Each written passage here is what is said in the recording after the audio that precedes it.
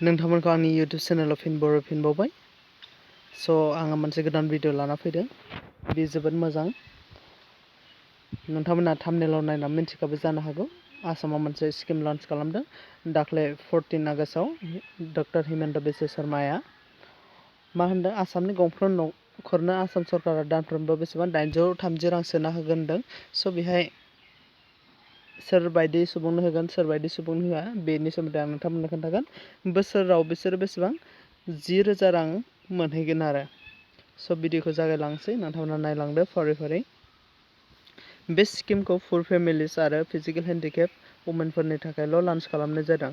बे स्किमा मा, जायफोर नखरा जानो गैया बेनि हिनजाव मानसिफोरनि थाखायल' आरो जायफोर हिनजाव मानसिफोरा सोरबा लेंग्रा खाना खुजा बेमारिफोर दङ बेनि थाखायल' बेखौ लन्च खालामनाय जादों।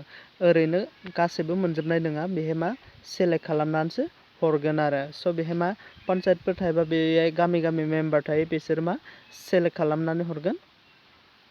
मोनसे कनस्टिटुयेन्सि एसेम्ब्लियाव बेसेबां 17,000 मानसिफोरखौ सायख'नानै हरगोन आरो। आरो बिथाङा दाख्लै मा होनबावदों, 830 रां मोनफ्रोमबो दाननि 1 अक्ट'आव फैगौ अक्ट'बर दाननिफ्राय 17 लाख वुमेन्सफोरनि एकाउन्टआव सोनानै होगोन होनना आसाम सरकारा फोसावदों।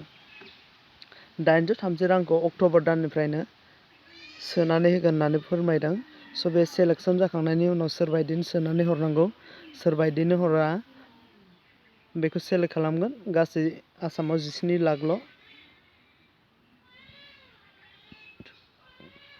लाखफोरनोल' 830 रांखौ हरगोन, गासैबो मोनजोबनाय नङा।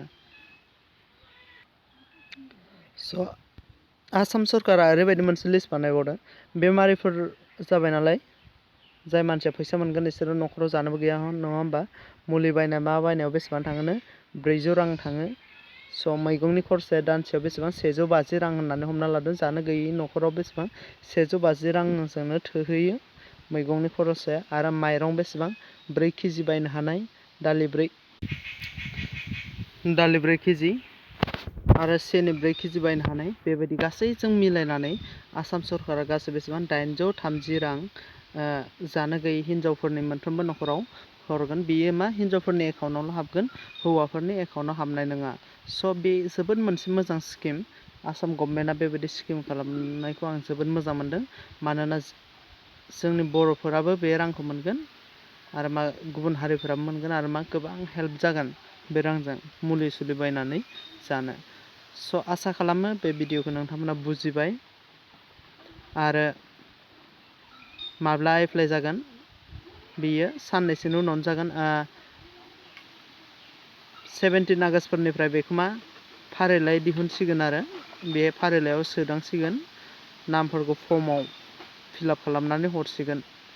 अब्लाना जाय फिलआप खालामजादों बिसोरनि एकाउन्टआव अक्ट'बर दाननिफ्राय 830 रां हाबसिगोन।